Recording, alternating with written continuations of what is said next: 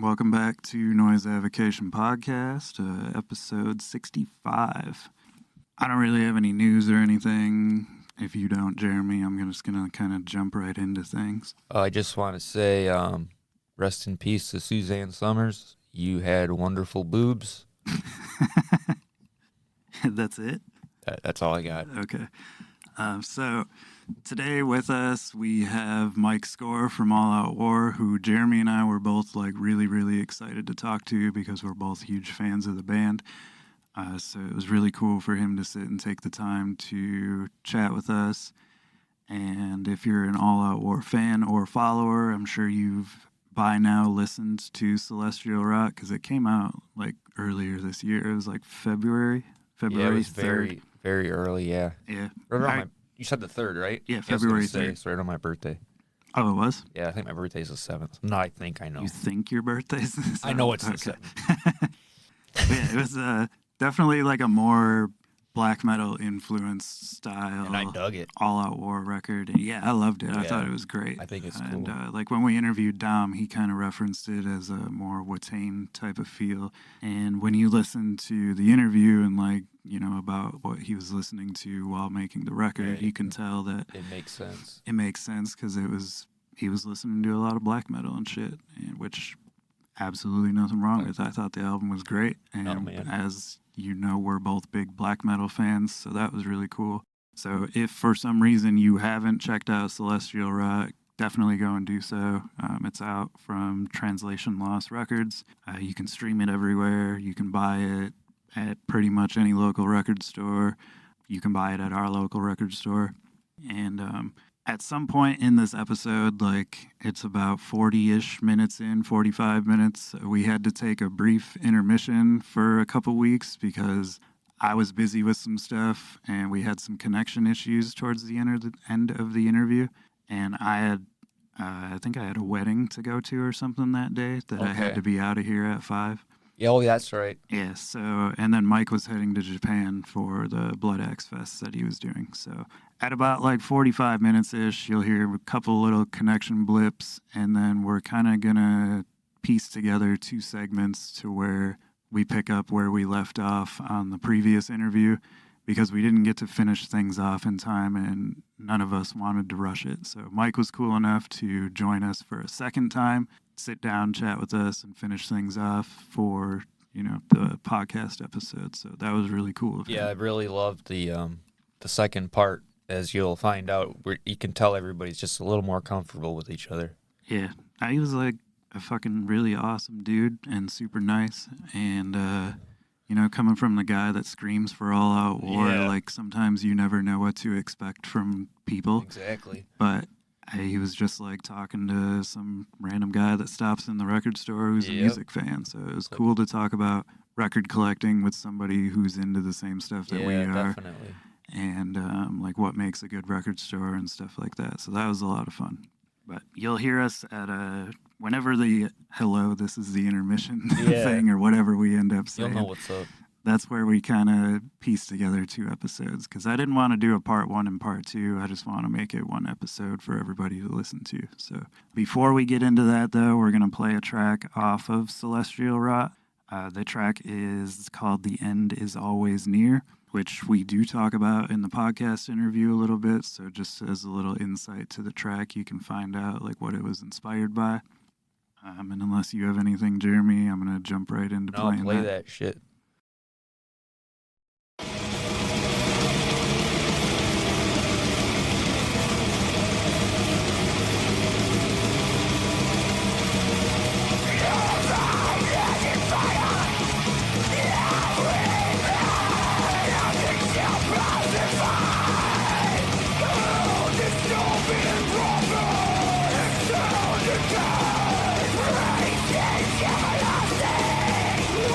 We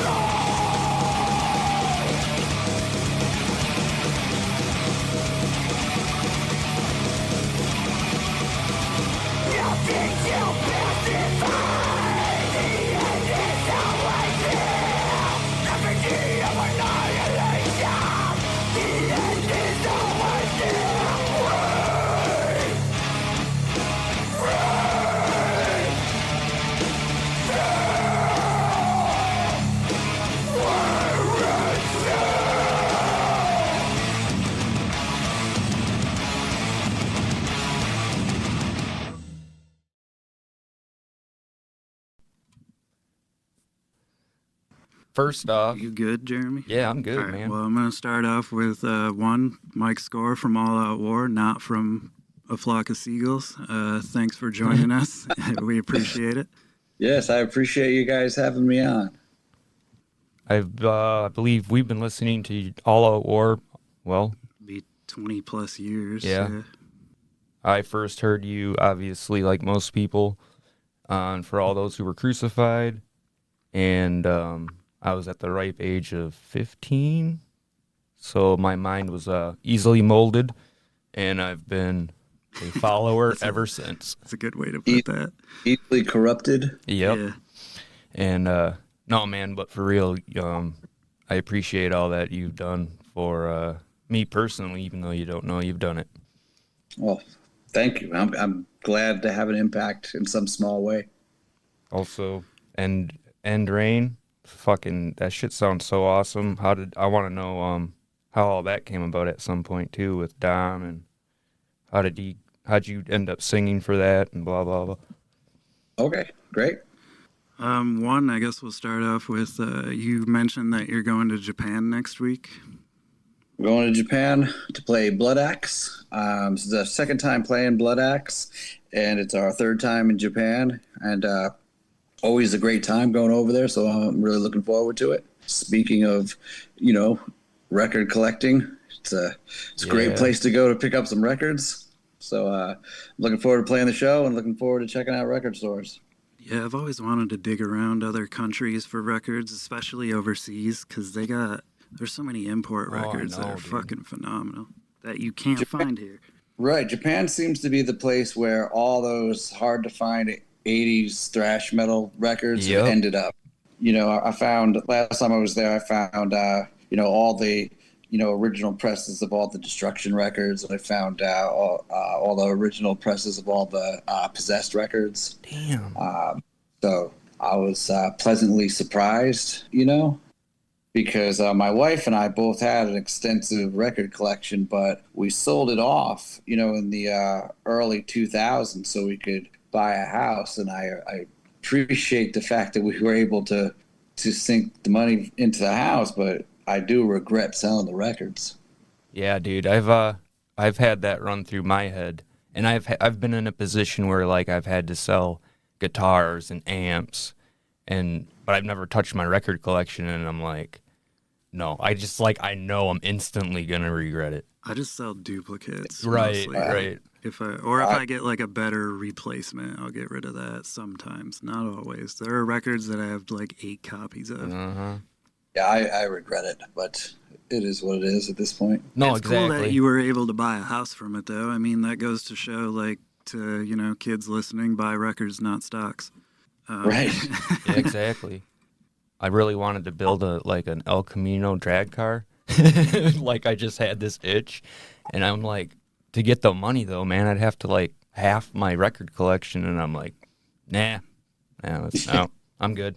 I'll just let that go away. It's just a little fucking kid dream, keeping my records. The one thing I don't regret selling that people bought, and I couldn't believe they bought them, were like old T-shirts. Oh, dude, I know, right? And I couldn't believe it because it was a lot of like obscure New York bands, but like just not from the 80s, like from the 90s. And kids, especially European kids, they bought them on eBay. It's European or Japanese. And I had so many of those. And I had so many of those shirts. Speaking of, having duplicates, I had like double. So I still have those, a version of those shirts. But yeah, they're considered vintage. So like just that alone is a selling point. But some of those designs you can't do, or they change them. Like a lot of the Cold as Life shirts that just got repressed had a slightly different design to them, and like. I don't know, some of them old Hate Ink, Cold as Life, like even Madball shirts and stuff, they go for a lot of money. Yeah, I had a Madball Ringer shirt that went for a lot of money. Yeah, Ringer. I have a Pitbull Ringer that a buddy just gave to me because he's too big for it, and I was like, I was so thankful, It's funny because, like, right around probably 96 or 97, those Ringer shirts were like really popular. Like everybody had a Ringer shirt. Yeah, they're coming back. It's good to hear because we used to have for the Hymns of the Apocalypse 7-inch, we had a ringer shirt. Oh, that's dope. And, I think they hold up better too. Like, you ever, like on old T-shirts, like they fray out at the neck, and the ringers like never do that. Well, the old Madball shirt I had, held. It was like brand new, even though it was quite a few years old. Yeah, that's cool. I was off of work for like 6 weeks, maybe 6-9 months ago, and I supported my family selling my T-shirts. I mean, like straight up, it's crazy. I believe it. And it was nothing like super crazy. It was like late 90s, early 2000s, mid 90s shit. Like I'm like, I was blown away, you know what I mean? And of course I kept certain ones, but E-Town Concrete fed you. yeah, exactly. Like, yeah, a guy paid me quite a bit of money for an E-Town Concrete shirt. I was like, sold. So your goal in record collecting then is, or not goal rather, but are you like a completist where you want to have like the entire discography, or are you more like you just get the things that you like? I'm a record bin diver, so I just like record stores and just going through, and I find what I find. Awesome. And I don't really, at this point, I'm not really all that particular. It doesn't matter to me if it's a repress. I'll buy a repress. Plus, a lot of the represses are really cool, so I'm into those anyway, because a lot of times, the layout and the vinyl is really amazing. So, I'm not like a record snob or anything. I just like having vinyl. Have you seen those new Integrity represses? What's that? Those new Integrity represses from Relapse? Oh, yeah. Those are fucking dope. Like that you mentioned, represses. Well, I have, the originals, and then I have the represses that Clint from Organized Crime did. Uh-huh. And then now I have all the Relapse ones. Yeah, that's crazy. And all of those show up at my local record store anyway. So I have a place that I go, like, pretty much every Friday. I like supporting the local record stores. And yeah. Whenever we're on the road, like, I always make it a mission, whatever record stores in that town I go and check out.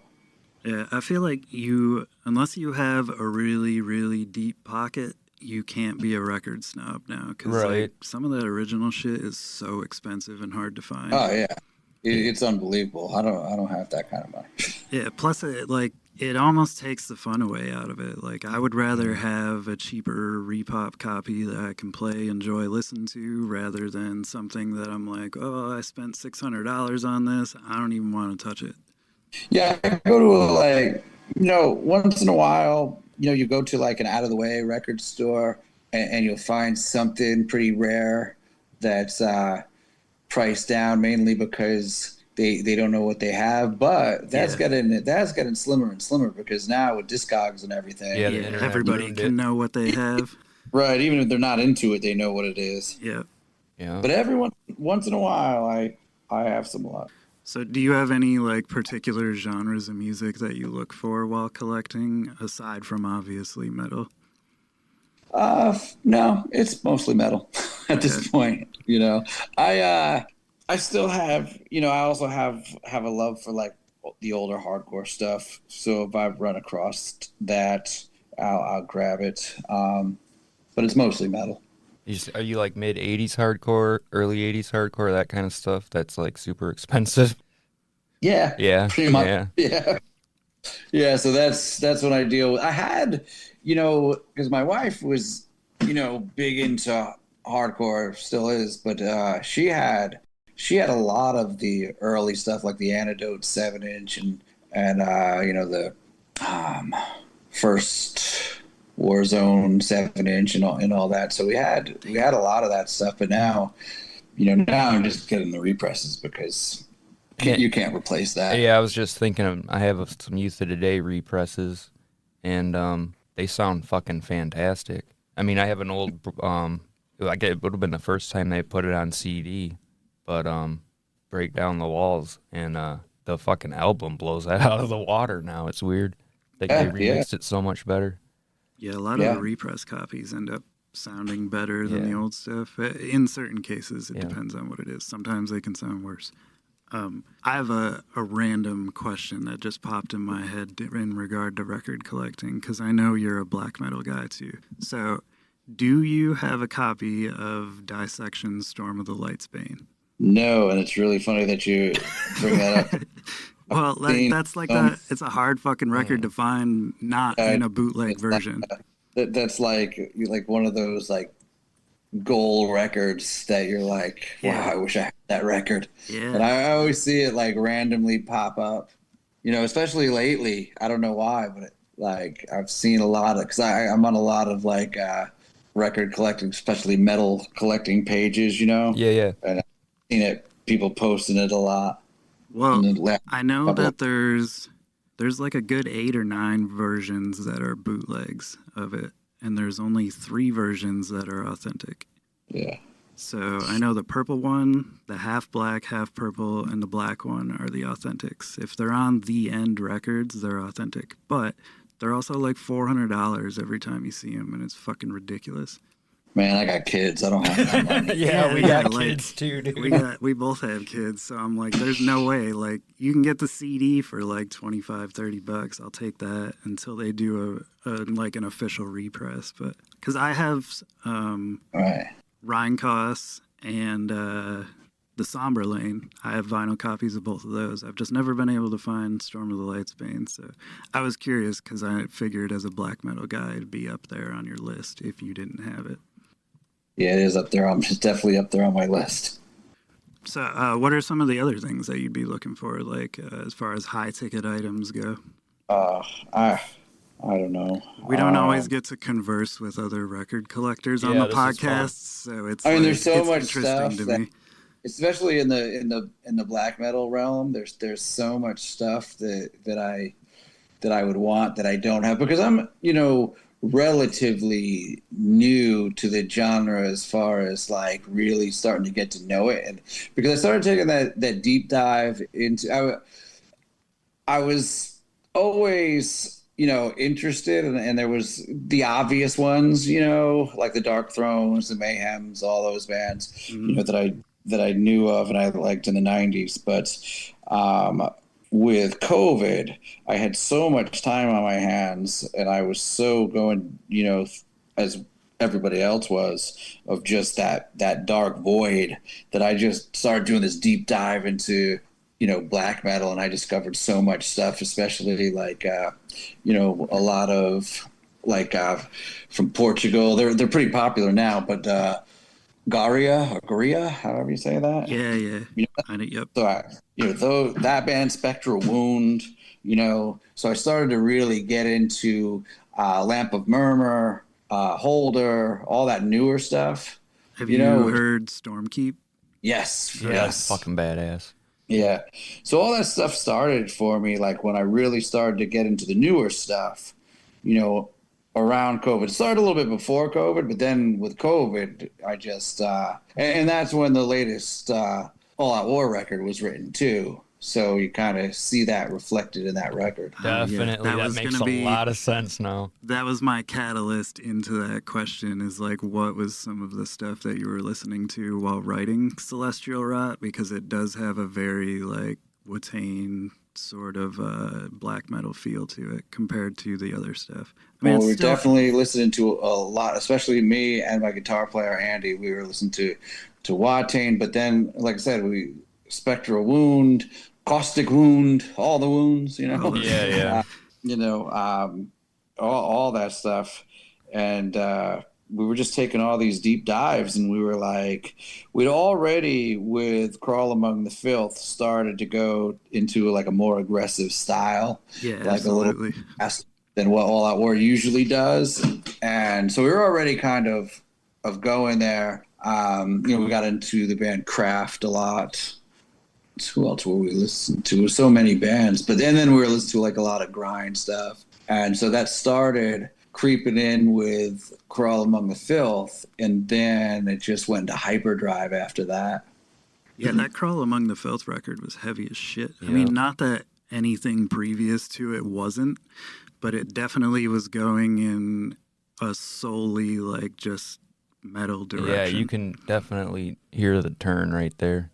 Well, I think you know, who wants to write the same record over and over again, you know? And Yeah. we're in this, totally for the love of the music and just the creativity of it all. And, just we've been trying new things. So the next record will be, even faster. And, That's cool. so we've already started working. We're like probably, let's see, 3 songs done into the new record. Damn, And we also did a slower song that didn't make the U.S. version of Celestial Rot.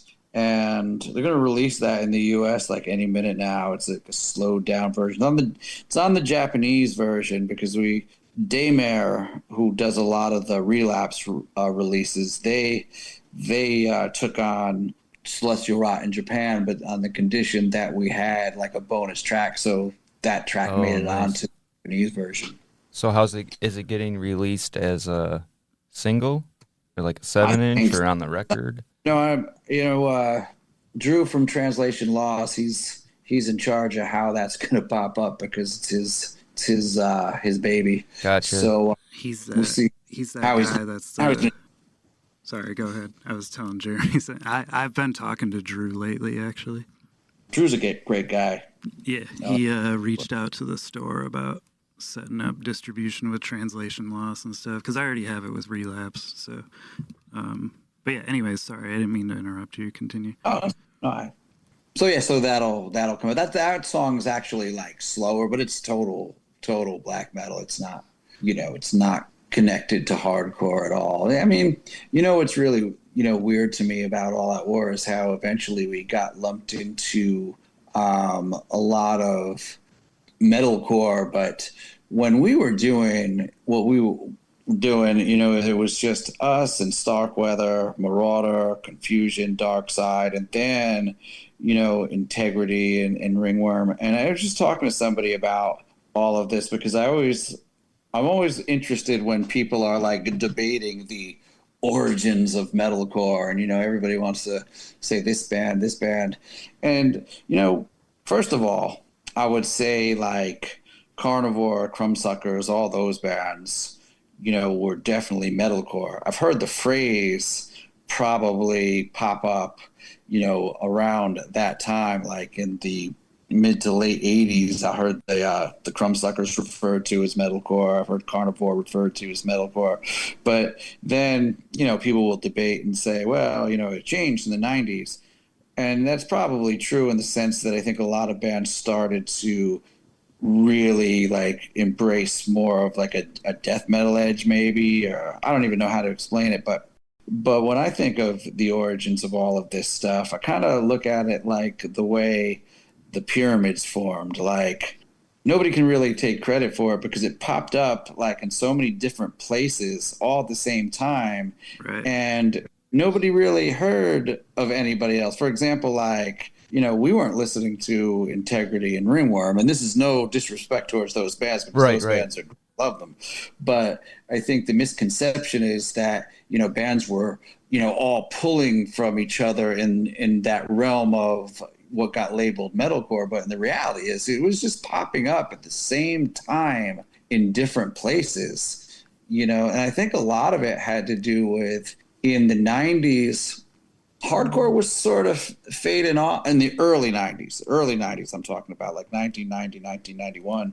A lot of those original hardcore bands, they were moving on.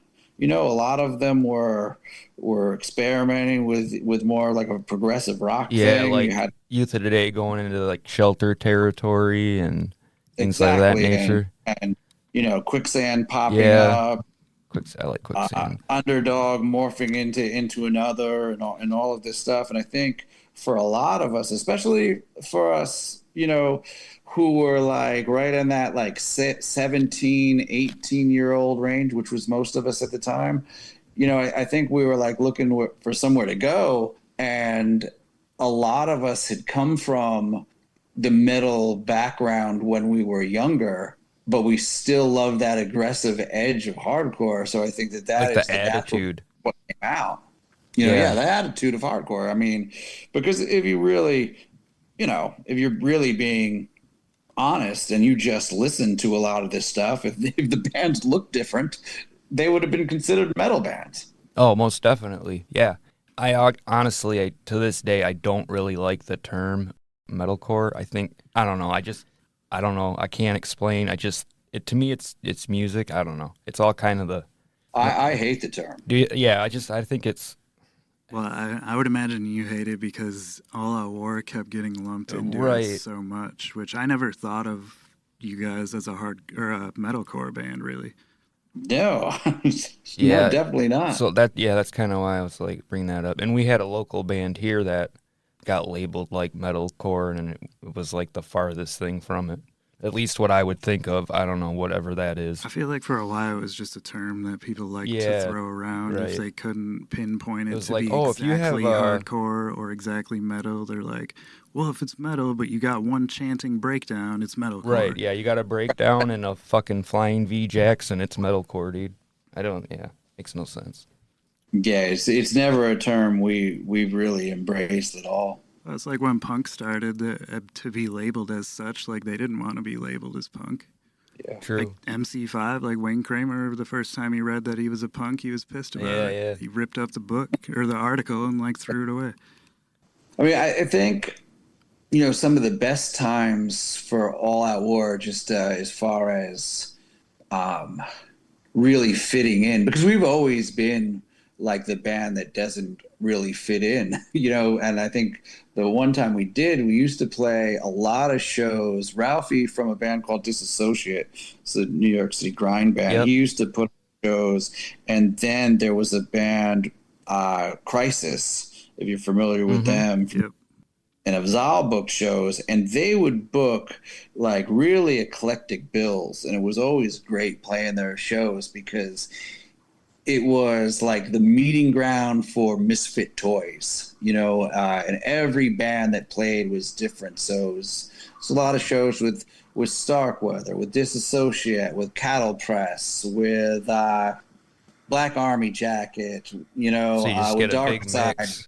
Yeah, and it was always like a nice mix, and it wasn't until we got signed to Victory that we started playing with a lot of the Victory bands, and again, I'm not trying to slag anybody because we had great times with a lot of those bands too. I just think that, that crowd never really knew what to make of us because we were unapologetically metal. Yeah.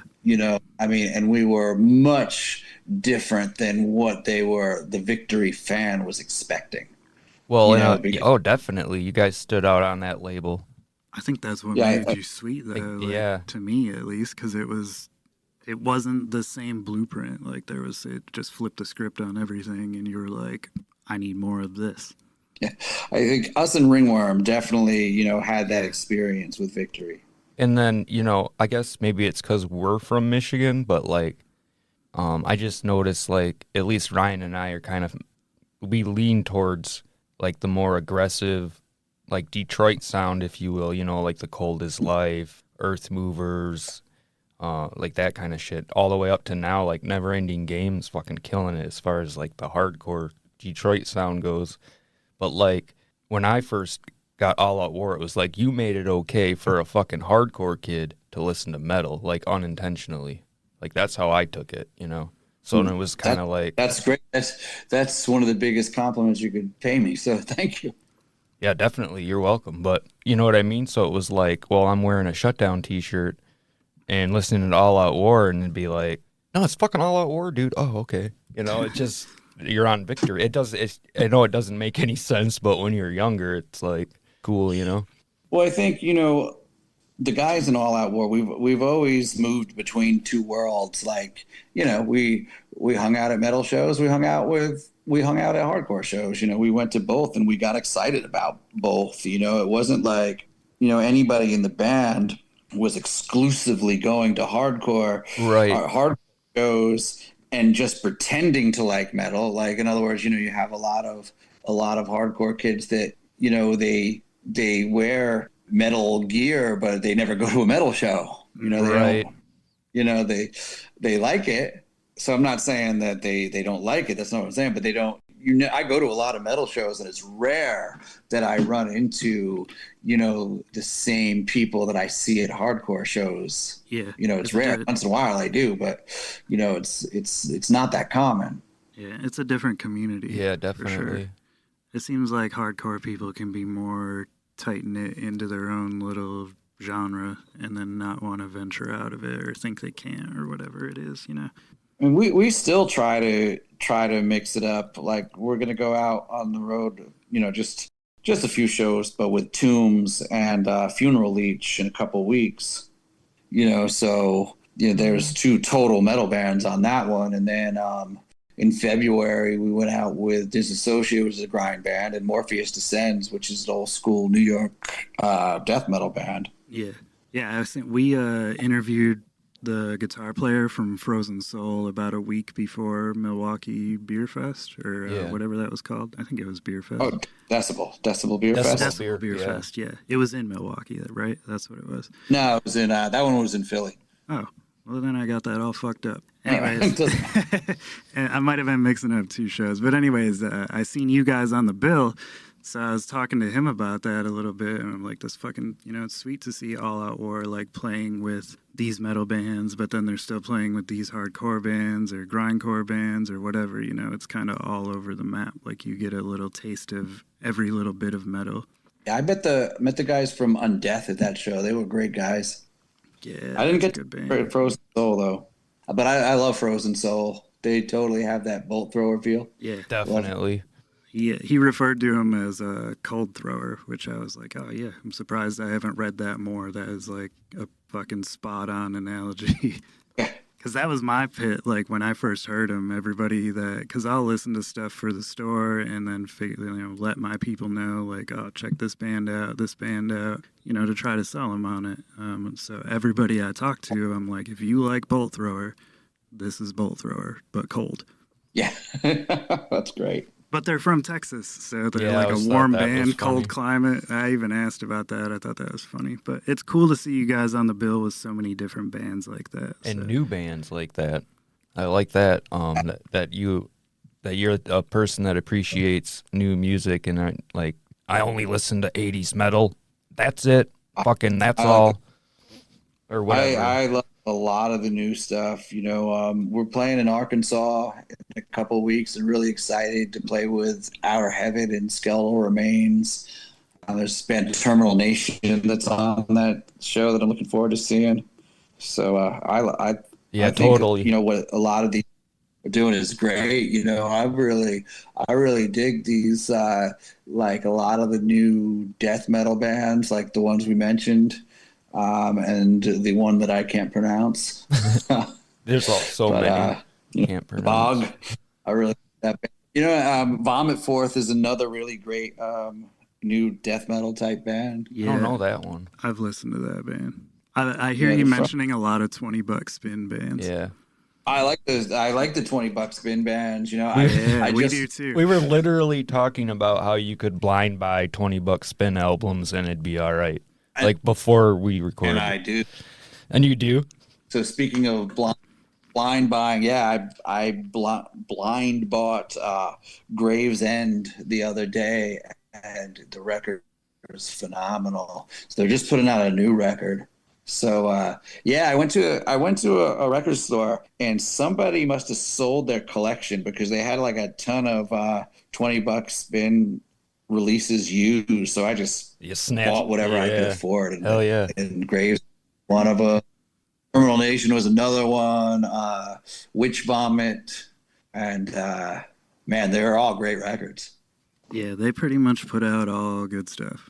Yeah, like we were saying, it's you kind of know what you're getting, and it's always going to be something up your alley from that label. Another label that I really like is Profound Lore. Yeah. Yep. Yeah, they got Wayfarer and Pacific stuff on there. Yep.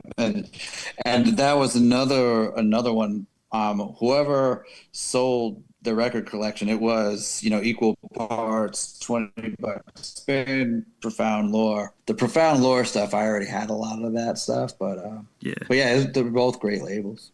I still love all the old stuff, but I find it really boring to hang out with people that are just like crotchety old guys, that don't like Definitely. anything new. I mean, who wants to talk about the same stuff we've been talking about forever? I want to hear some new stuff. Yeah, nobody wants to debate fucking when did Metallica start sucking forever. Like, Oh fuck.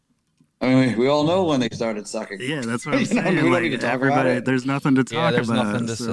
like, but everybody still debates, or like people still talk. People still buy the shit. I don't know. It's just or like anytime they hear a new band, they gotta compare it to some other band that they like. They're like, this sounds like Metallica or whatever. Like, I don't know.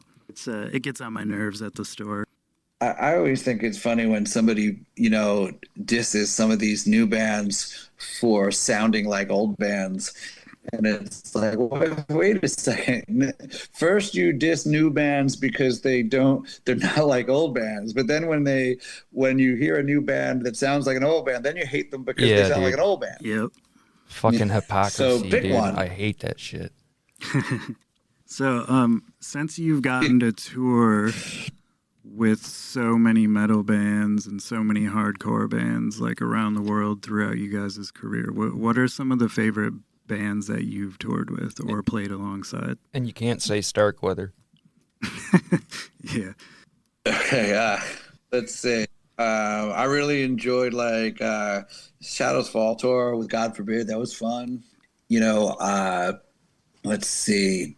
Dying Fetus tour we did. That was a good time, I think. But really, when we did a ton of tours with Buried Alive and Reach the Sky. We did like from '98 to 2000. I feel like we did so many tours with those bands, like the 3-band package, and that was a lot of fun because it was 3 totally different Yeah, bands. fuck yeah. That sounds 3 bands awesome. that didn't sound the same at all. So that was a lot of fun. Plus, we just meshed well with them as people. Oh, that's great. I hear Um, but Scott then, Vogel's super nice, but then dude. I liked. What was that? I'm sorry. Oh, I've heard that Scott Vogel is like super nice, dude. Oh yeah, I've known Scott for a long time. Still talk to Scott every few weeks. I talk to him. Oh, that's cool. And Reach the Sky as So well. I fucking love that band too. yeah, great band. So we did a lot with them, but we knew Reach the Sky. We knew Ian from Reach the Sky from just hanging out in Boston Oh, long right on. before that. Yeah, it's crazy So how like small the world is when it comes to I notice, when it comes to like hardcore, metal, punk, all those bands that fall under that you tour with, everybody see it's like so like Ryan was saying earlier, like close knit where you become friends with all these people all over the world. It's fucking awesome. and that's the amazing thing about this underground music scene, that you have those relationships. And I mean, I don't know anything else. These are where my friends have always been. I don't hang out with a lot of people that are outside of this music scene. Uh-huh. And it's not that I don't like people that are out, what I'm saying? I have acquaintances, but there's nobody that I'm like tight with. I No, I mean, I I met my totally get wife it. through this music. I mean, it's everybody that I spend my time with is from the underground music scene. And I say underground music scene because I hang out with metal dudes and I hang out with hardcore people. Right, right, Right. for sure. And that's the reason we started this podcast was to promote all kinds of different music that, people don't talk about or that we feel should be heard. And then we get to talk to cool people It's like great. you that we've been fans of forever. It's kind of weird. Yeah, no, it's awesome. I love it. I love it too, man. It's great. So judging by that, I'm guessing that's how the End Rain project kind of started, since I'm assuming knew Dom through Integrity before. I knew Dom long before Integrity. Actually, Oh, I knew okay. Dom probably since mid '90s when we played in Toronto for the first Holy time. That's where I shit. met Dom. Forever. I want to say '95. It could have been that, but I've known Dom forever. So we've been friends for a long time, and then through Integrity too, also. But I knew Dom before that. Okay. That's awesome. And then N-Rain happened because of COVID. N-Rain was originally just me and Dom bored out of our minds. Okay. I think that's kind of what he said, that's kind too. of what he said. But he said he was the mastermind. Oh, he is the mastermind. I give him that. He's the mastermind. But what happened was, we were sitting here. It was like, it was probably like April or May of COVID, and everything was shut down. And Dom was like, "Hey, I wrote these songs, and would you want to put vocals on these songs?" And I'm like, sure, but I don't know what I'm gonna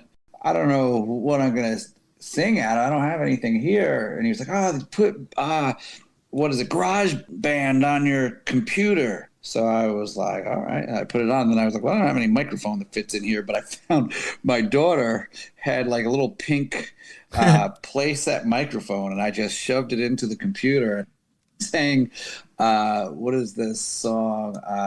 The Thieves song. I sang it in my living room. My neighbors must have been like, what the hell is going on over there? But I sang it through a pink microphone. And then all of a sudden, he starts sending me more songs, and he's just like, I wrote this song. And then we're just having fun with it. And then I was like, what are you going to do with these songs? Like, I don't know. And he said, maybe I'll put a 7-inch out or something with it. And then all of a sudden, like a few months later, he was like, hey, let's make this a band. I got Jarvis on board. Well, actually, first he had somebody else playing drums. Joshy, he had playing drums. And I don't know what happened with that. And then he had Jarvis. And I just kept writing lyrics to the stuff that he would send me. And then we met somewhere in the middle and recorded with Len from Landmine. And there you go. There's the N-Rain record. So there is recordings of you singing through a pink microphone, like, out there? Those should be on the collector's edition. There is Definitely, somewhere. dude. Yeah, those, The pink microphone tapes or Dom something. has them. those would be a good collector's edition. If you do a deluxe N-Rain, the second disc. They're out there. I probably have them somewhere on my computer. I have to look through my files, but that's how it started. It's hilarious. That's awesome, though. Your wife did the cover art, right? Yeah, she did the cover art. That's cool. Has she been into art like forever, like painting like that? Oh yeah, she went to art school. She did the first Starkweather album cover because she was the bass player for Starkweather. Right. So now, did you guys meet on tour and shit? What's that? You guys met on tour then? We met in 1993. Playing in Troy, which is right outside of Albany, and we've been friends forever. And then we lost touch for a while. Jeebies, and she came to the show, and she was living in Brooklyn. So you just basically married your best friend, and that's fucking awesome because she sounds like a pretty kick-ass lady. Yeah, and we also have a band together called Below the Frost. Yeah. We were talking about that. Let's get to that. Where can you hear it? Or is there nothing recorded yet? Well, there's a Bandcamp up with some songs on there. That band where N-Rain was born from COVID killed that band. COVID killed Below the Frost. So hopefully we'll get that back up. But the problem with getting that back up is Matt from Hatebreed is the drummer. Oh, so he's a little busy. Yeah, it's really hard to get time to get stuff together, and then she's busy, with her art. So, and then I have All Out War, and then I have N-Rain. So that's been hard to mesh up, but we did record a bunch of stuff and put it up on Bandcamp, so you can check it out. The recordings are a little rough. I think there's better versions now. I'm not sure, but they're up there anyway. Cool. Yeah, I was looking for it. I couldn't find it, but I guess I brain farted to check Bandcamp, which should have been the first place I checked. But where Dom is the mastermind behind N-Rain, Michelle is the mastermind behind and whether she feels like doing it or not, because she wrote all the songs. Oh, that's cool. Yeah, the rest of us are just We're just there. Yeah, right. You do this, you do that. She tells us, yeah, and she just writes everything. Yeah, so you've had two kick-ass records come out this year. Yeah, thank you. Hopefully, Enrain plays a show at some point. That's speaking of difficult schedules. Yeah. That band, because everybody in that band is busy. Yeah, and in different locations too. Yeah. So you've lived in upstate New York your whole life, in the town you were born in, still in the same place? I'm north of there now. Oh, okay. I live in a college town called New Paltz. I went to college here, and when Michelle and I got married, at first we lived in a place called Beacon, New York, because that was closer to the city. So she was living in the city, but she was still working in the city. So when she moved up, first we lived in Beacon, and then we moved up here because I knew of this place because I went to college here. So this is farther up than where I've ever lived before, but I like it up here. It's mellow, it's very art centric, if you will, type of town. Very like laid back. It's very like friendly towards the arts. So we've been here. We've been really happy with living here. We've been here for a while. That's cool because you don't. I mean, that's another rare thing in I guess in music is to have in our underground music is like you have a total home life, normal life, and then you're kind of like hiding out in upstate New York where like most people would be like, oh, I'm in the city or I'm just outside of the city, and we're in the middle of nowhere, so I can appreciate that. Well, the Hudson Valley, we have so many great bands here. I mean, we have Mind Force, we have Age of Apocalypse, we have Morpheus Descends, we have metal band Primeval. I mean, there's a ton of bands from here. And years ago, we used to have a ton of places to play. There's a million bands, but there's like no place, which is amazing that we have so many bands. Yeah. But nowhere to play. But hopefully that'll change. But I mean, back in the day, we had great venues, and so many bands came through here. Like Creator played in a place that probably was a little bit bigger than your living room here. What? Sepultura too, like this tiny place called Rock House in Middletown, New York, which is in the Hudson Valley. So you're a history teacher, yeah? Yes. What grade do you teach? I teach 10th grade, and then I teach an elective called the Social History of Rock and Roll. Oh, that's cool. Which we cover all genres of music, even metal and hardcore. Oh, wow. We talk about hip hop, we talk about metal, we talk about punk rock, you name it. We talk about, we trace it all the way back. We start in the early 1900s and go all the way up. Actually, we even start in the 1800s and we go all the way up until today. Shit, man, that's cool. I had a class about serial killers when I was in school. I thought that was cool. But I went to like an alternative teaching thing, like not a regular high school, but was it forensic science? No, it was just we had a crazy lady who was like, "Y'all want to learn about serial killers?" And it was a true crime class. It was fucking great. And that was in a public school? It was public, but it was like I went to like Aces Academy, which that wasn't a public school. It's public, but it was like I don't want to say for bad kids, but there were like pregnant teens, and then like it's an alternative school. Yeah, it was like instead of like having to be around a bunch of people, I just put headphones on and like graduated high school. Oh, that's great. But we had a cool true crime class. I went to the same school. Wish I went. They would they'd let you smoke cigarettes at the end of the driveway and stuff. It was pretty liberal. And like I said, like we were talking earlier about being like introverted people, it's like that's the perfect school for guys like us. Or it used to be anyway. I'm not sure. I've been out of there for quite some time. Yeah, that would have helped me out a lot in high school. Like I would be the last person anybody would expect to be in a band or expect to be a teacher because I was really quiet in school. I still, have have like crazy anxiety around a lot of people, but I make it work somehow. Well, yeah, it's like you have I'm to definitely fight not a through it. people person. No, I totally get that. I guess for us up here is we live in a very conservative area.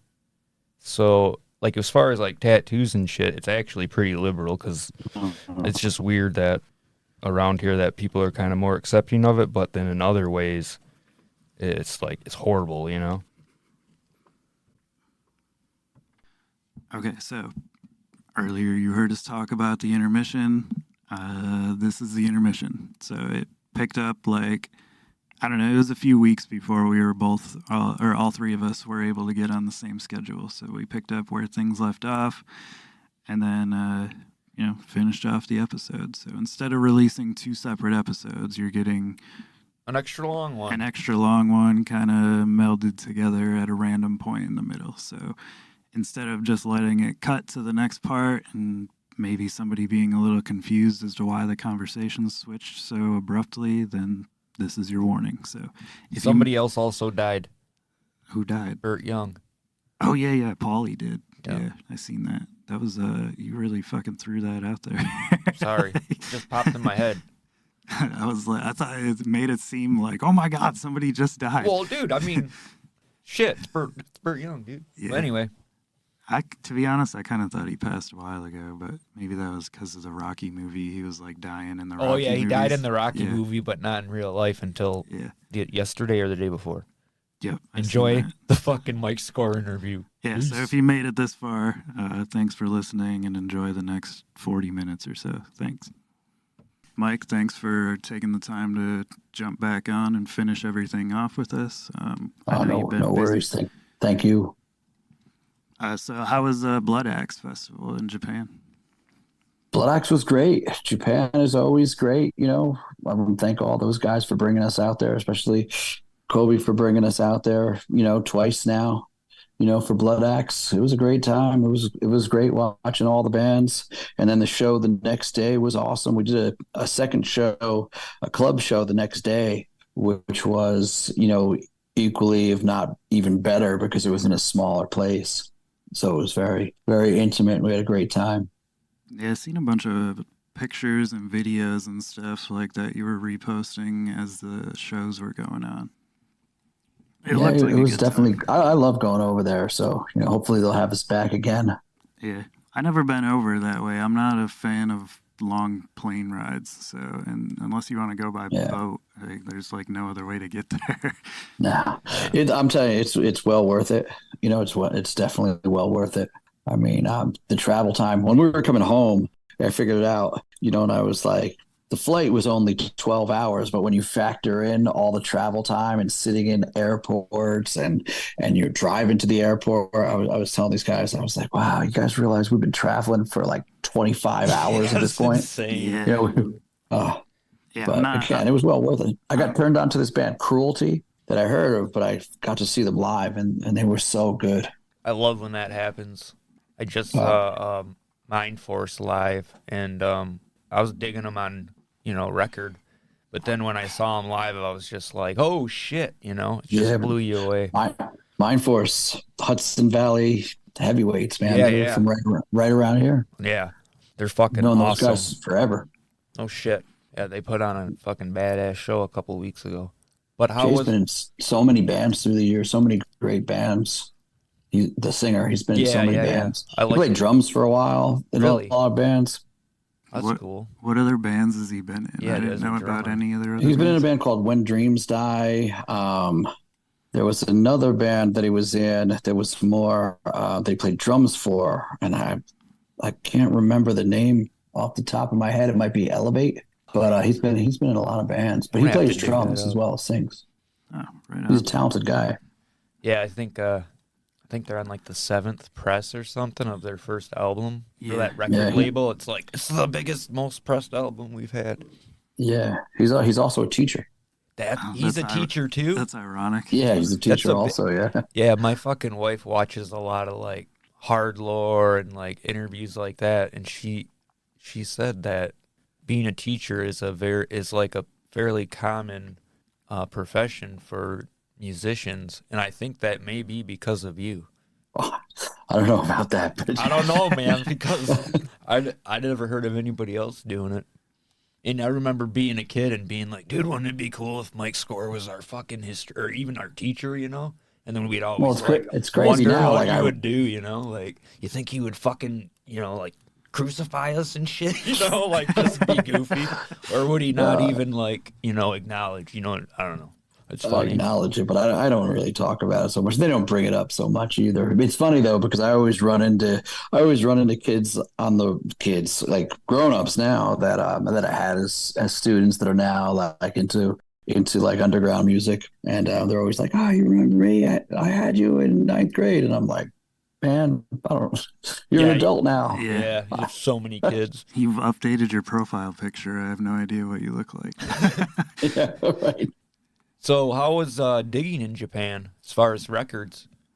What's that? How was vinyl hunting? Well, we didn't have as much time as I thought, and we didn't go to the same record stores as last time, so it wasn't as good. I was a little disappointed. I got a Slayer Live Undead pressing that I've never seen before, so that was cool. I found that, but as far as rare stuff, it wasn't as good as last time. I was a little bummed out, but that's okay because we went to a bunch of really cool temples instead.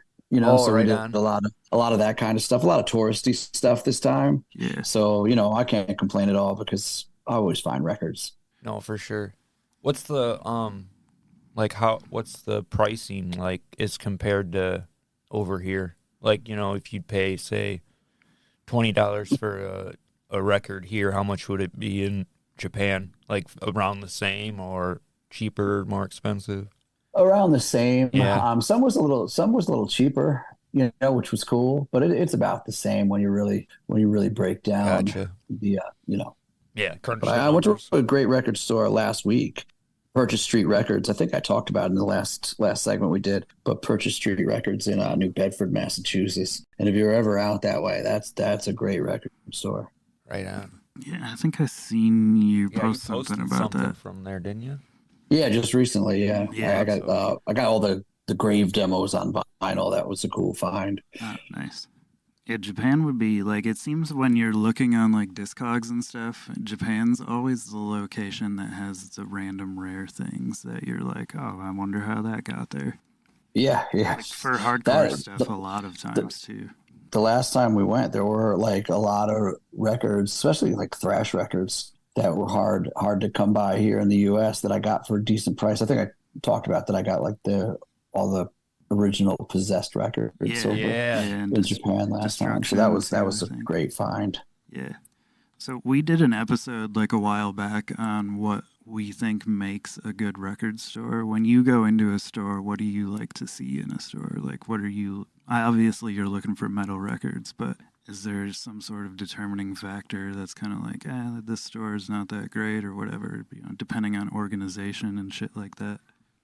First off, I'm always looking for record stores that have something deeper than what I can get at every metal record store. And I mean, I think that's pretty obvious, but the one thing that I'm always impressed with is if I find records that I ordinarily would have to order online, and this record store, whatever record store it may be, I walk in and every record that I'm like looking at online, and I'm like, oh, do I want to order this record online? Do I want to wait for this record? Do I want to make this kind of commitment? And then I'm just like, you know, I really don't want to spend the money and move on. I love going to record stores that have all those records that I see online, you know, from a lot of like underground labels. And that's really how I judge if I really like the record store or not. If they have things that ordinarily I would have to order because I couldn't get them at like any local shop. If they have like a really deep selection of those records, you know,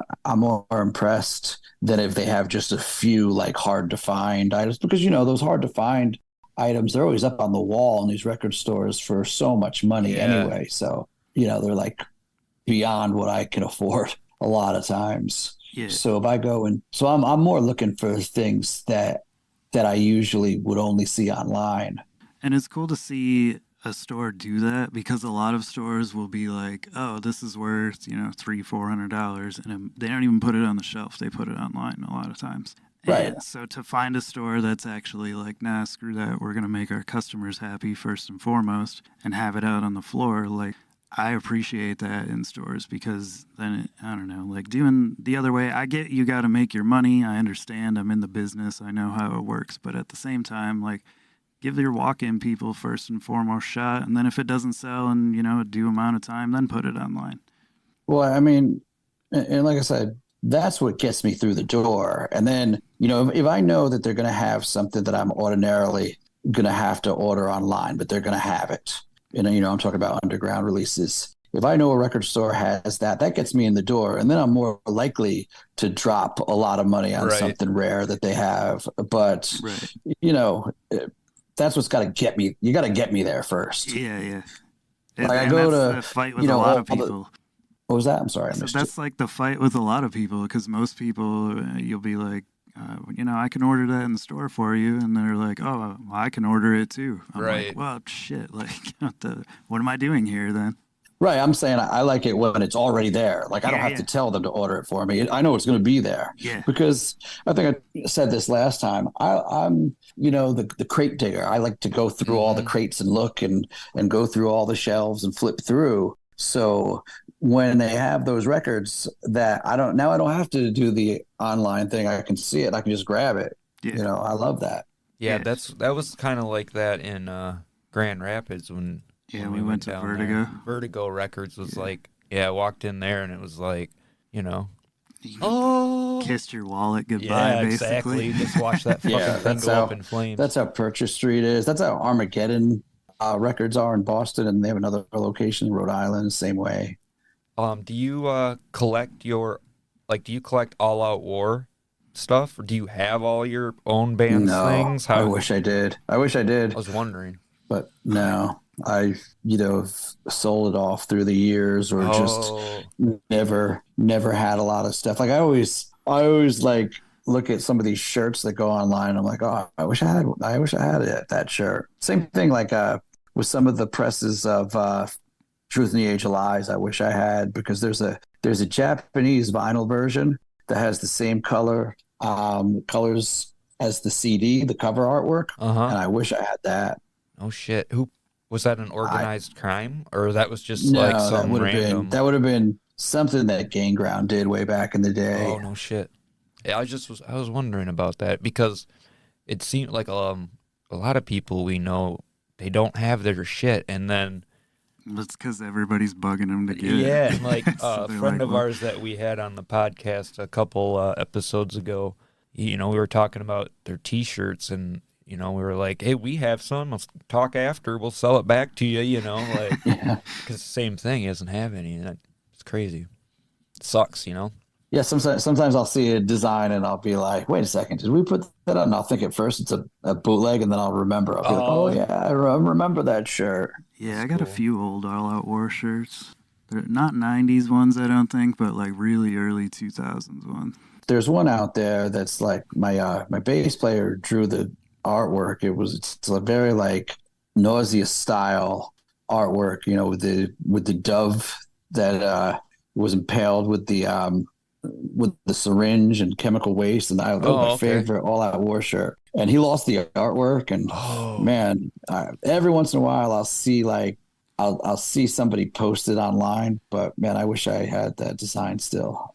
And it'll be like a ridiculous amount of money.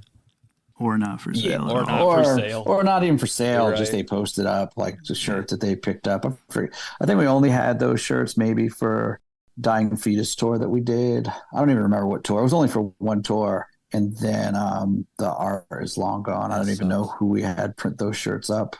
So when we left off last time, we were talking about teaching, and there was something I wanted to ask that I didn't get to ask. Since you teach history, and a lot of your lyrics for All Out War are very like apocalyptic, sort of end of the world based, is there any like period of time in history that inspires you to do your writing for All Out War, or you just kind of go as it you know, I as just it comes go with, out. I mean, I love a lot of different periods in history. I guess some of my favorite stuff comes from like the Mongols because I just really like how, I find it really interesting how that Mongolian Empire kind of tied everything together, Uh, and the way they did it. I mean, that's just something that interests me, but I don't really tie a lot of the lyrics into that.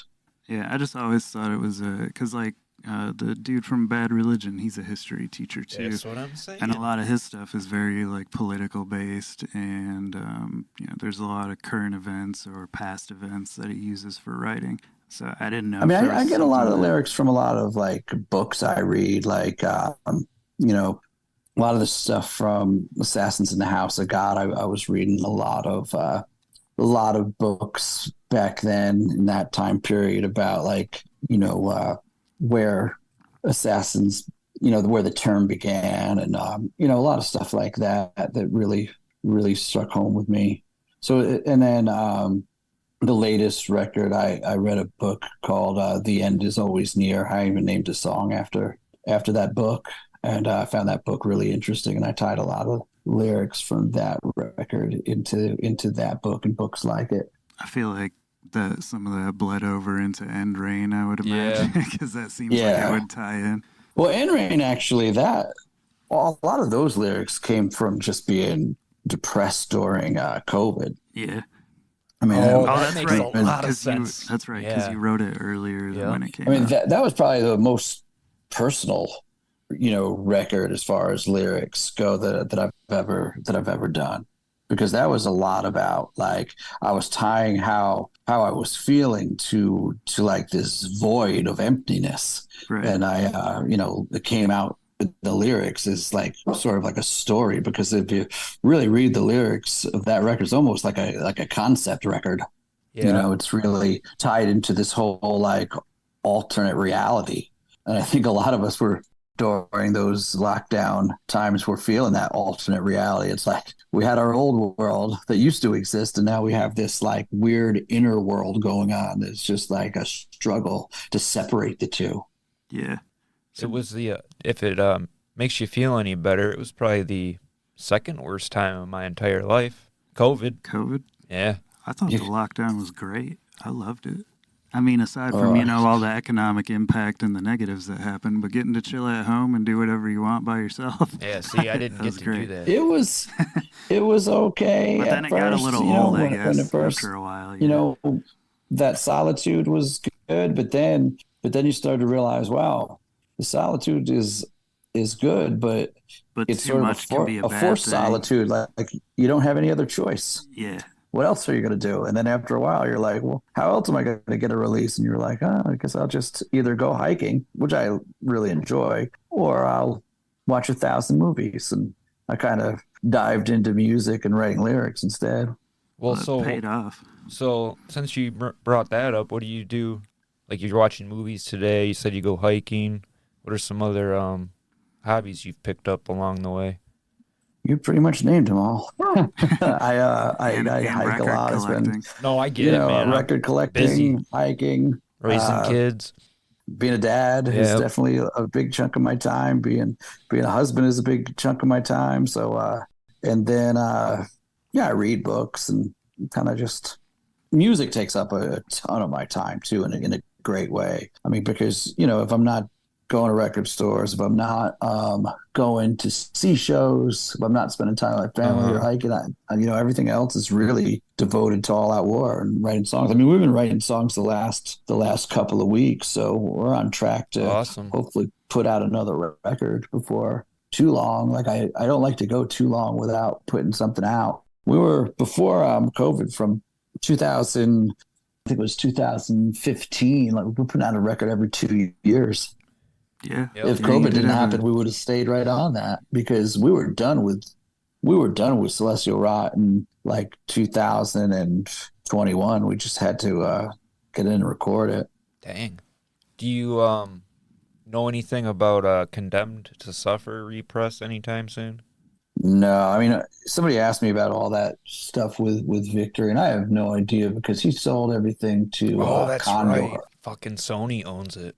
Yeah, well, I don't know. Well, is Sony and Condor the same thing? I don't even know. But whatever it is, I heard the they're only. Shutdown dude talking about it. Who'd you hear talking about it? Singer from Shutdown. He wanted to put out his first record, and because of that, he couldn't. Like his lawyers wrote to that whoever Victory sold it to, and Yeah. they were like, "Nope, you can't do it." Well, some bands have talked to them, and I've heard. I mean, I'm not going to mention anybody, but I've No, talked no. to some bands that have talked to them and gotten to negotiations, and they want like crazy money for Stupid. just the licensing fee. Yeah. So the licensing fee is like they want it supposedly is more than the production cost of putting out their record. So it's like you're double in the hole from the jump. Yeah, that's awful. Yeah, I mean it really sucks because they sold everybody's rights away. I'm talking about Victory. Yeah, They didn't yeah. give any bands, any kind of like severance, any kind of, and I'm not saying they should have given anybody a lot, but something. I mean, a lot of bands were blindsided. All of a sudden, everything's gone. Yeah, you You just have no get dropped. access to your music at all. And yeah, granted, we probably all signed stupid contracts, but we were young and dumb. But still, I mean, It was, I don't know. yeah, I no, just I feel hear like you. I just feel like it really sucks that some like entity like Sony or whoever has total control of this stuff, and they're not even interested Yeah, they don't give a in. fuck. Yeah, they don't care, and how much they're not making any money off of any of us anyway. So it's like, why don't you just give everybody the rights back? You're not making any money off this stuff. Damn. Yeah, they're more 'Cause interested they're only in, interested in the online stuff. yeah, or pressing up like legacy artists that they own. Yeah, like let's put out fucking what Garth Brooks fucking box set again or whatever. All right, but even with the Victory bands, like I don't think they're putting hard copies from anybody out. No, Not that I not know. that I've seen at least, not from any of that era or anything or any of the stuff that got sold off. I haven't seen any Victory represses in a long time. No, they all stopped when Tony sold the label. Apparently, wait, when I was at work on Friday, not working but in the bathroom. You're working. Yeah. I'll have to look at my phone, but I think you could get Path of Resistance second album, and you could get Strife's One Truth and In This Defiance. And those are Victory. Right, but that's probably just the leftover stuff. It's probably not a repress from Concord. Oh, yeah, it could be. That's Could probably be, just could be. leftover stock. You're right. It probably is. Anyway, good point. Yeah, I guess it could be leftover stuff because they probably did quite I'll a few dig deeper originally. into that. Yeah. Get back to you. I mean, I could be wrong, but that's what my No, that assumption would makes be. sense though too. So, do you have a favorite All Out War album that you guys put out? Like, is there any that you prefer more than the others? For my, I know a lot of people probably will say their current album, but I'm going to say Celestial Rod because it's more in tune to the type of stuff that I'm listening to at the moment. Right. Gotcha. And then, with the older catalog, there's always stuff like you listen to it and you're like, oh, I wish I would have done that different, or I wish we would have done that different. I wish I would have, changed this lyric. Oh, I wish I would have put a chorus part there. So with the older stuff, it's like you're always second guessing it. Yeah, you just so it's hard critique to throw that stuff up there as any of my favorite because I notice all the things that we would have done different now. Yeah, I always wondered that because when I go through and edit the podcasts and stuff, I'll be like, oh, I should have asked that, or I forgot to ask this, or I should have said this that way, or whatever. So I always wondered if musicians did the same when they go back and listen to their old stuff. They're like, oh, I could have done this that way, or put this fill here, or whatever it may be. I will say, though, that, Truth in the Age of Lies is, as, that's the first record. Mm-hmm. That was probably, in my memories anyway, the most fun because it was so loose, because we were just starting and it was an easy album to write because it was the first one, so it's like we had like a ton of songs to choose from, it was like, hey, you guys want to put out a record? Sure. We already have like 20 songs. So that was a lot of fun, like, putting that record together. All Resist is still, I mean, that's a killer song to this day, man. Thank you. I remember when we were writing that song in some apartment that we fucking had, classic, some beat up man. old apartment. know, like, Sorry, I was choking for Oh. a minute. oh, that's all right. I took a weird drink of water. So what's the last? I know you posted. I think you got a burn 7-inch. What's The the? Burns 7-inch that I picked up at a record show in Beacon, New York, which is close to here. I always go. They have that like twice a year, so I go, and I have Right a on. lot of friends that set up shop there, so I like going to that record show. Then there's this other guy that I don't really know him personally, but he seems like a real cool dude. He's got a distro. It's on Discogs called Get Awesome Records, and he's always got like really cool black metal stuff. Oh, right on. Remember I picked up anything from this time? I don't know. I'm getting old, and I go to so many of these record stores and record shows. I don't even remember what I pick up and where anymore. We used to get pretty every, decent record shows, but Yeah, COVID killed it. well, I think the record store kind of killed it too. Yeah. Because there used to be no record store here, so everybody was like starved for it. So when it came here, people would buy the shit out of it. But now they go there and they're like, oh, I could have gotten that yesterday, day before.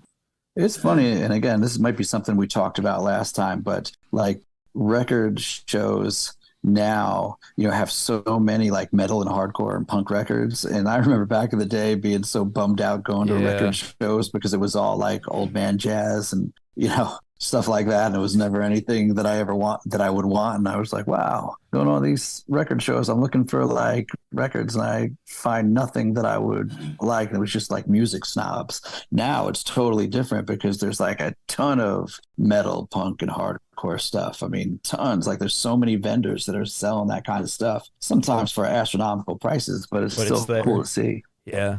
Our shit was mostly classic rock, and like these old guys, like they didn't go like Venom would be just insane to them. That's way too hard. So like that's where they would stop. So you'd be really lucky to find like, something random. Didn't you find a Madball 7-inch? I got Ball of Destruction out of there for like $7. I almost shit my pants. I couldn't even believe that was in there, but it was like I found Houdini's Escape in a box of Tanya Tucker records. Yeah, that's pretty weird. Well, that's why you always got to dig, because you never know what you're going to find. Yeah.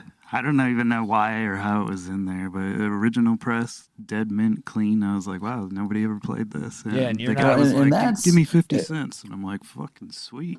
And that's how you find records like that, because people that have those, they don't even know what they have when it comes to like underground stuff. So once in a while you get lucky going through those bins, and you'll be going through and you'll be looking at, I don't know, Air Supply and, just $5 records from the 70s or whatever. And then every once in a while a gem pops up and you look at it and you're like, okay, $5 sold. Yeah. That's becoming more and more rare though, as time goes on, and people now, with Discogs and everything, they know what they got. Yeah, especially find. With the hype around records and sales being so large, like everybody's assuming something's worth at least some amount of money. You're right. The old grandmas are like, I saw this on CNN. Yeah. People are buying these up. That's exactly right. Fucking CNN.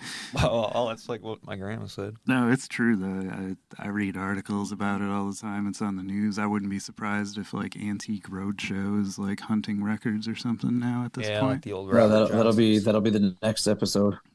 Yeah, I'm gonna copyright that so I get a little kickback. Yeah. Antique Roadshow metal record episode. That would be sweet though. I'd watch it. Definitely. Oh, I would watch it definitely. So just before we get wrapping things up here, because I know you're trying to enjoy your day and relax, but we do ask everybody this question on the show, and I know you're mostly into metal, but what is something that you listen to that most people wouldn't expect you to listen to? I guess I love Bob Dylan Desire, that Desire record. I love that record.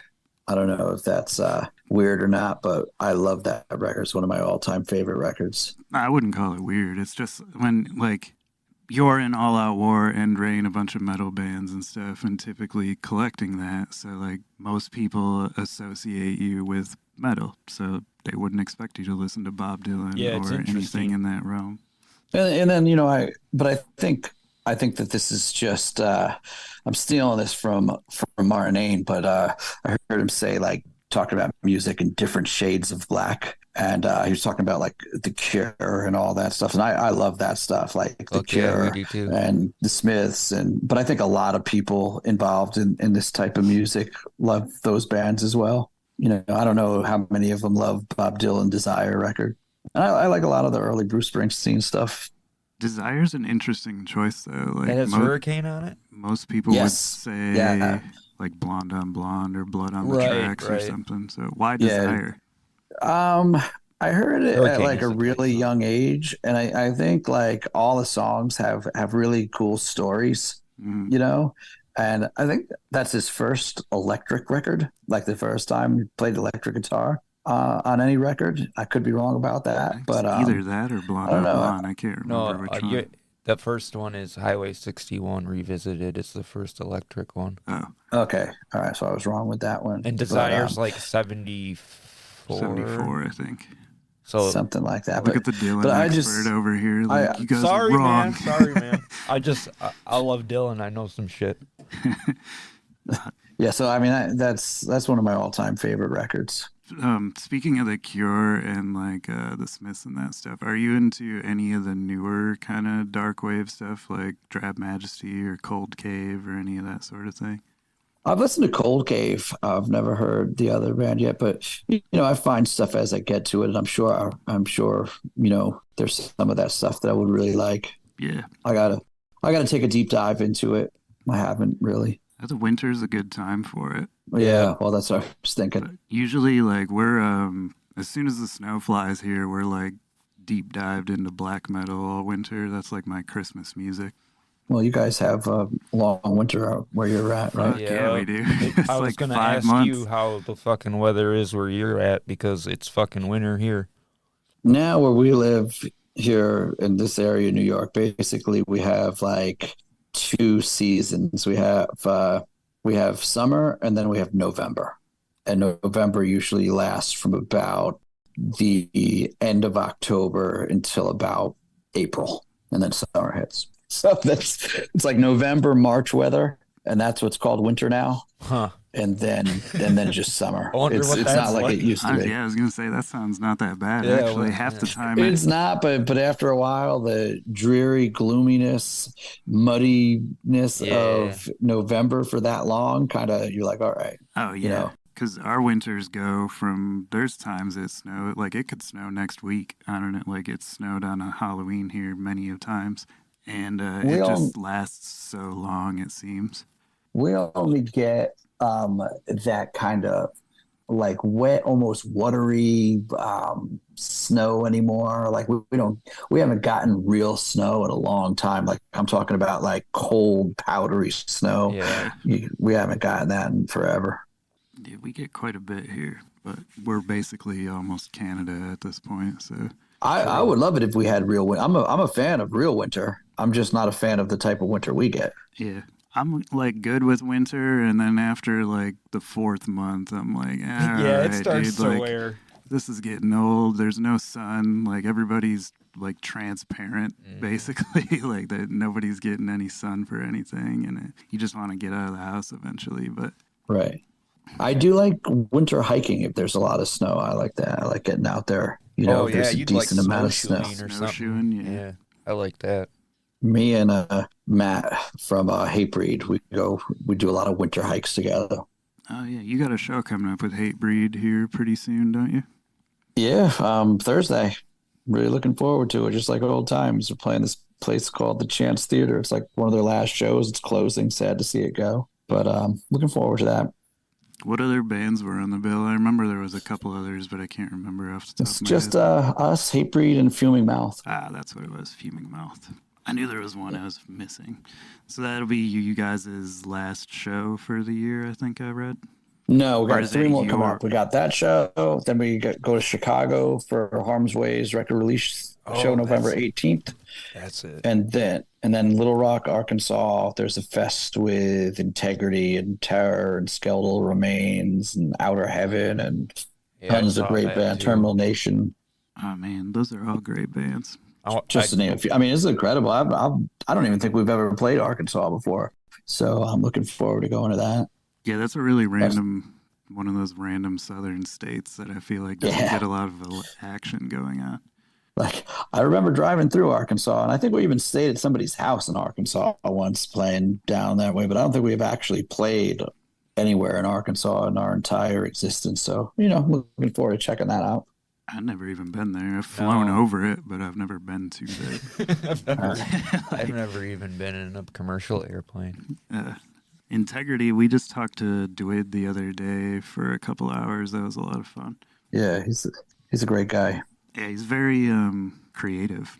Like there was some shit that he was talking about that just blew my mind, that I was like, how did you even think of that as a young kid? I love the artwork that he's pumping out. Yeah. He sent us some of that stuff, and then like some of his custom instruments and whatnot, and it was really cool. He did a design for us, but I don't remember whatever happened to it. If it ever, Clint is really good friends with him. Clint from Crime Scene, and he did something, but I don't know what happened to it. Or not Crime Scene, Organized Crime. I was gonna say, isn't organized Clint's crime? Gonna kill me. Organized crime. Because I was actually on Clint. that website. Sorry, Clint. And it's all fucked up because like I saw he had like a new Shockwave T-shirt or something, or newer. I was like, oh, that's dope with Megatron, and then I hit the button and it went to nothing. It went to like, you can buy this site for like $6,000 or something weird. Oh, you can buy the domain. Yeah. Yes, I've had that happen to me before too. Just wondering, but yeah, I love that label. Yeah, he does a lot of great stuff. I mean, we met Clint through Victory. He worked at Victory forever. Oh, okay. Yeah, I think we talked about that. Yeah, I remember I just got like the Shockwave like discography from there like a long while ago. Came with like a little flexi disc where they covered a Hatebreed song, which was cool because I don't think they put that out on anything else. We would play shows with Shockwave in Erie, PA. Yeah, in the late '90s, and those shows were all amazing shows. Fuck, like, I bet. I've only off seen the on hook, TV amazing, waving flags and shit. Like, it was great. oh, it fucking pumps me up just thinking about fun. it. That'd be great.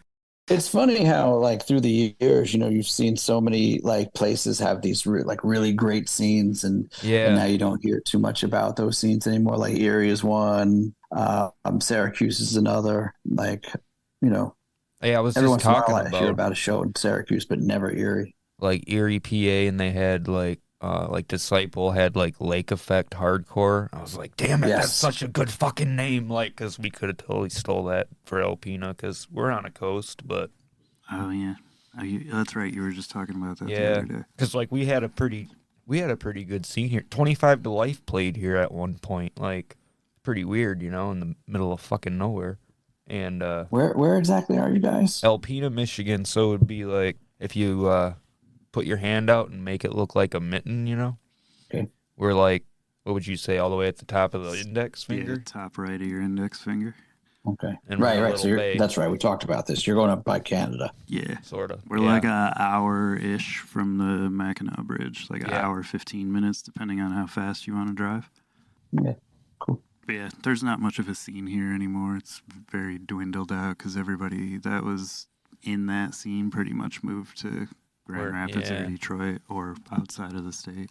Except for me and like a couple other people. There's a handful of us you guys lifers. Are stuck there alone? Yeah. Well, I think like we had kids when we were young, so we were like, well, shit, I can't just like up and move right now. But I'm going to tell you, it's fucking, to me, because my son's 16 now, and I'm only 38, so I just got back from a pretty cool show, and the Cold as Life reunion show. I won't get into the details, but I had a fucking lot of fun, man. And that show looked like a lot of fun. And it was. I'll fill you in later, maybe, or you can listen to one of our episodes, see what happened to me. All right, cool.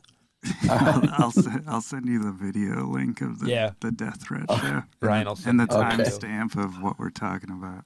But but before we let you go, is there anything that you want to get off your chest as far as like social media tags or upcoming show promotions or anything like that? I mean, you can follow me at mscore72 on Instagram, or the All Out War site, All Out War official. I forget what exactly the call handle is, but yeah, follow me there. You can get all the up to date information on whatever I'm doing. I mean, I post pretty much the records that I'm getting and whatever else going on. If anybody's interested, give me a follow. Yeah, definitely. And I want to thank you again for taking the time to reschedule and like finish all this up and make sure it's all clean. No problem. And I apologize again for missing the last time. I'm just totally zoned out on that. No, it's no big deal, man. We understand. But yeah, man, you enjoy your weekend, and thank you again. It's been really awesome talking to you. Yeah, I appreciate you. Great talking to you guys. Great. Take it easy. Yep.